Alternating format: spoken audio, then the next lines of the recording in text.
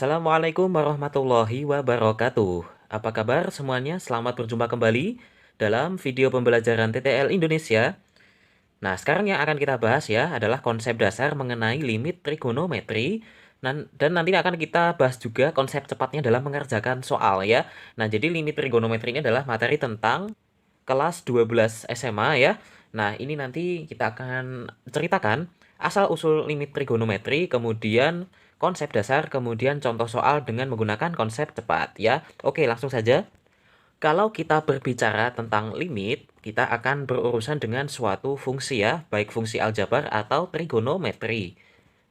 Secara umum, kita akan wujudkan dalam misalkan limit suatu fungsi ya, misalkan fungsi fx untuk x mendekati a secara umum akan bernilai fa. Nah, jika akan kita aplikasikan ke trigonometri, maka beberapa bentuk umum yang kita temui dalam limit trigonometri ini misalnya adalah limit sin x per x, kemudian ada juga tangen x per x, di mana semuanya ini diwujudkan dalam x mendekati 0. Nah, kalau kita masukkan nilai limitnya, limit x mendekati 0 sin x dibagi x, akan menghasilkan 0 per 0. Nah, ini tidak boleh dalam matematika menghasilkan limit 0 per 0. Supaya tidak 0 per 0, maka kita akan mengolahnya dengan konsep dasar limit. Nah, ya seperti itu. Nah, selain itu pula, dalam limit trigonometri, kebanyakan secara mayoritas limit ini disajikan dalam bentuk x mendekati 0. Ya, jadi sangat jarang yang x tidak mendekati 0 atau x yang mendekati tak hingga itu sangat jarang. Nah, kita dalam menurunkan konsep cepat ini, kita akan pakai untuk grafik yang kita analisis ini mendekati 0 nilainya. Oke, langsung saja kita akan gambar grafiknya. Nah, kita untuk menemukan konsep dasarnya, kita akan gambar 3 buah grafik. Grafik pertama yaitu grafik Y sama dengan tangen X. Grafik Y sama dengan tangen X ini kurang lebih seperti ini ya. Jadi ini adalah koordinat kartesius, di sini Y, kemudian di sini X. Nah, grafik tangen itu kurang lebih seperti ini ya. Nah, ini 0 ya, titik pusatnya. Ini adalah Y sama dengan tangen X atau tan X. Nah, kemudian kita akan gambarkan grafik lagi, yaitu grafik Y sama dengan X ya. Nah, kurang lebih seperti ini. Ya, ini memang resolusinya kurang tepat ya, tapi kurang lebih seperti itu, berupa garis lurus. Kemudian kita akan gambarkan satu lagi ya. Ini tadi adalah grafik Y sama dengan X. Ini kita agak bedakan ya. Nah, ini kita agak tebelin. Nah, kemudian kita akan gambarkan satu lagi. Ini adalah grafik Y sama dengan sinus X. Grafiknya kan bergelombang ya. Nah, kurang lebih seperti ini. Resolusinya kurang tepat tapi tidak apa-apa. Nah, sekarang teman-teman lihat nih. Ini adalah ketika grafik ternyata saling berhimpit atau hampir saling mendekati nih di area X mendekati 0. Nah, teman-teman sekarang lihat, kalau kita lihat ke arah sebelah kanan, ternyata lama-kelamaan grafik Y sama dengan tangen X ini berada di atas, kemudian di bawahnya adalah Y sama dengan X, kemudian di bawahnya lagi adalah Y sama dengan sin X. Nah, kalau kita gambarkan, kalau kita nyatakan grafik ini dalam pertidaksamaan, maka di sini teman-teman bisa lihat yang paling kecil kan adalah sin X ya. Di sini kita punya sin X, kemudian yang lebih besar lagi nilainya adalah X, kemudian yang lebih besar lagi adalah tangen X ya. Nah, seperti ini. Jadi yang paling besar kan di atas ya. Yang grafiknya paling di atas, kemudian semakin ke bawah ini adalah sinus dari X. Nah, kemudian teman-teman bagi ketiga ruas dengan sin X nih. Ini kita bagi dengan sin X, ini juga kita bagi, ini juga kita bagi. Nah, oke, teman-teman.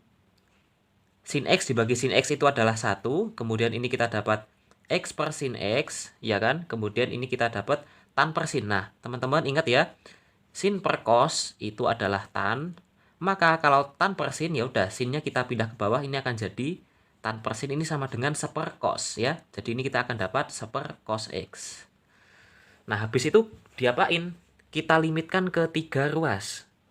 Jadi ini kita limitkan limit X mendekati 0, 1, kurang dari limit X mendekati 0, X per sin X, ini kurang dari limit X mendekati 0, seper cos X. Kita masukkan cos 0 kan sama dengan 1 ya, berarti ini sama dengan 1. Kemudian limit X mendekati 0 dari 1 kan tetap 1 ya. Nah, ini kita dapat limit X mendekati 0, X dibagi sin X. Nah, di sini kita akan menggunakan teorema Apit. Apa itu teorema Apit? Adalah apabila ada pertidaksamaan yang memuat 3 elemen ya. Ini 1, 2, 3. Di mana elemen pertama dan ketiga ini nilainya sama. Lah, kok bisa? Ya, pokoknya sama. Nah, otomatis yang di tengah ini nilainya auto sama dengan yang sini ataupun yang sini. Berarti segini ini nilainya 1 juga.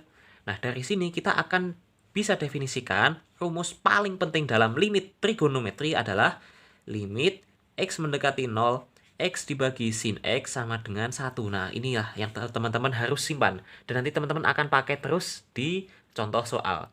Nah, ini cukup nggak kalau kita berbekal satu rumus ini aja? Nggak cukup. Teman-teman bisa balik ini, limitnya menjadi sin X dibagi X. Sama dengan 1 diseper 1 berapa nilainya? Tetap 1 kan? Ya. Nah, maka kita dapat dua rumus pertama. Oke, kemudian teman-teman pasti ingat 3 pertidaksamaan awal tadi adalah sin X kurang dari X kurang dari tangen X. Nah, ini adalah 3 pertidaksamaan awal yang tadi kita punyai ya dalam mengolah grafik ini. Nah, sekarang kita akan bagi ketiga ruas dengan apa nih? Tadi kita bagi dengan sin kan? Sekarang kita bagi dengan tangen ya. Ini kita bagi dengan tangen X. Ini juga tangen X. Ini juga tangen X. Nah, seperti biasa, sekarang kita akan limitkan ketiga ruas ya. Ini kita punya limit X mendekati 0, sin X dibagi tangen X. Ini kurang dari limit X mendekati 0, X dibagi tangen X. Kemudian ini limit X mendekati 0. Tangen dibagi tangen kan pasti 1 ya. Nah, oke, sekarang teman-teman, sin per tan itu adalah apa nih? Teman-teman punya sin per cos itu kan sama dengan tan ya. Nah, kalau kita tukar posisinya, ininya jadi ke sini, ini jadi ke sini, maka sin per tan itu sama dengan cos ya. Maka ini kita akan dapat limit X mendekati 0, cos X ini kurang dari limit X mendekati 0, X per tangen X. Nah, ini nilainya 1 nih. Limit X mendekati 0 dari 1 nilainya 1. Nah, sekarang kita masukkan X mendekati 0 ke cos X. Berarti ini kan nilainya cos 0 ya, atau 1. Berarti ini kita punya nilai 1. Nah, sesuai dengan teorema Apit, seperti yang sebelumnya tadi, di sini 1, di sini 1, maka yang di Apit ini nilainya juga 1. Nah, kita akan dapat rumus kedua atau ketiga untuk limit trigonometri ini adalah melibatkan fungsi tangen. Limit X mendekati 0, X dibagi tangen X sama dengan 1. Dan ini juga bisa kalau kita balik menjadi limit X mendekati 0, tangen X dibagi dengan X, ini sama dengan 1 juga ya. 1 per 1 ini juga tetap 1. Nah, oke, kita simpan 2 atau 4 rumus penting ini ya. Nah, oke, kita langsung saja kita masuk 3 contoh soal pertama. Ini masih basic-basic, tapi masih ada yang lama ini dalam mengerjakan bentuk seperti ini. Misal kita punya limit X mendekati 0, sin AX dibagi BX. Nah, loh tadi kan soalnya sin X dibagi X, sekarang kok ada A, ada B. Nah, ini jawabannya gimana? Oh, ini sangat gampang ini, kita cukup bandingkan saja koefisien X-nya ini. Ini langsung saja kita akan dapat hasilnya adalah A per B. Nah, seperti ini ya, sangat cepat ya. Tapi mungkin masih ada yang bingung, loh kok bisa langsung A per B? Oke, langsung saja. Teman-teman, di sini kita tadi punya limit X mendekati 0, sin AX dibagi BX. Nah, ini kan boleh kita lebarkan atau kita jabarkan menjadi ini sin AX, kemudian di sini BX ya. Nah, di sini kita lakukan operasi. Kita kalikan 1 ya, tapi bukan 1 secara utuh. 1 ini kan kalau kita wujudkan dalam bentuk AX per AX kan boleh ya. Kemudian kalikan 1 lagi. Nah, 1 yang selanjutnya ini bukan 1 utuh lagi, tapi BX per BX. Nah, boleh kan? Boleh dong.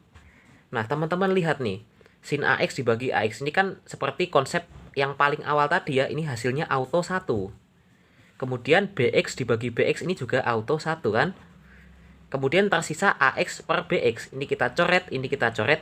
Ini akan menghasilkan A per B. Nah, sangat simpel, kita akan dapat konsep dasarnya. Begitu juga dengan ini. Dengan cara yang sama kita akan langsung tembak nih koefisien C dengan koefisien ini nih, yang D. Maka hasilnya adalah C per D. Tidak puas? Oke, kita kasih contoh soal yang lain.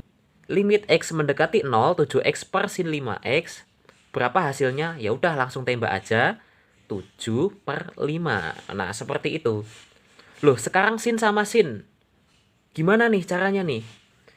Sin EX dibagi sin HX limit X mendekati 0. Gampang banget, langsung aja bandingin lagi. Hasilnya adalah E per H. Ya, sangat gampang sekali. Loh, kok bisa E per H? Oke, kita buktikan ya. Di sini kita punya limit X mendekati 0. Sin EX ya dibagi dengan sin HX. Nah, supaya apple to apple ya, dengan langkah nomor 1 tadi kita akan kalikan dengan angka 1. Tapi bukan 1 bulat, tapi 1 yang lain. Misalnya EX dibagi dengan EX. Boleh kan? Nah, kita kalikan 1 lagi. Tapi bukan 1 yang bulat juga. Yaitu HX per HX ya. HX per HX. Itu kan juga 1 ya nilainya ya. Berarti boleh dong. Nah, oke. Karena ini sudah sama, ini dengan teori yang pertama tadi kita akan hasilkan ini sama dengan 1.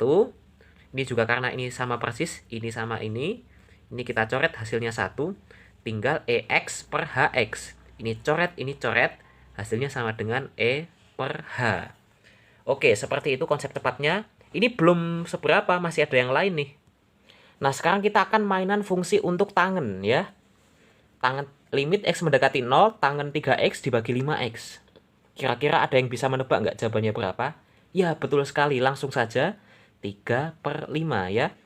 Sangat gampang. Kita cukup bandingkan koefisien X-nya nih. 3 ini 5. Sehingga kalau kita punya limit X mendekati 0, tangen misalnya AX dibagi dengan BX, hasilnya auto A per B ya. Begitu juga kalau tangannya sekarang yang di bawah ya.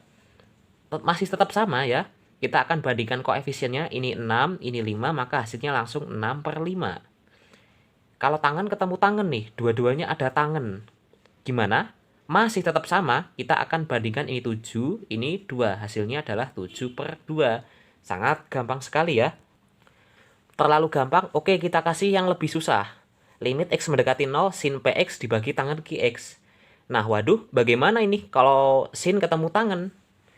Jangan panik ya, kita masih tetap akan melakukan konsep yang sama. Ini limit X mendekati 0, sin PX dibagi dengan tangen QX. Oke, dengan konsep yang sama kita kalikan 1, tapi bukan 1 bulat. 1 di sini kita wujudkan dalam PX per PX ya, boleh kan? Kemudian kita kalikan 1 lagi, kita wujudkan dalam QX per QX. Nah, habis itu kita bisa coret. Ini sama-sama PX, ini juga PX, ini kita coret menghasilkan 1 ya. Ini QX. Kemudian ini juga QX, kita coret menghasilkan 1. Tinggal PX dengan QX.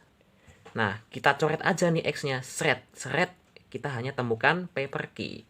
Nah, maka dari itu kalau teman-teman ketemu sin dibagi tan, teman-teman juga masih sama, kita langsung bagi P dibagi Q. Nah, kayak gitu ya.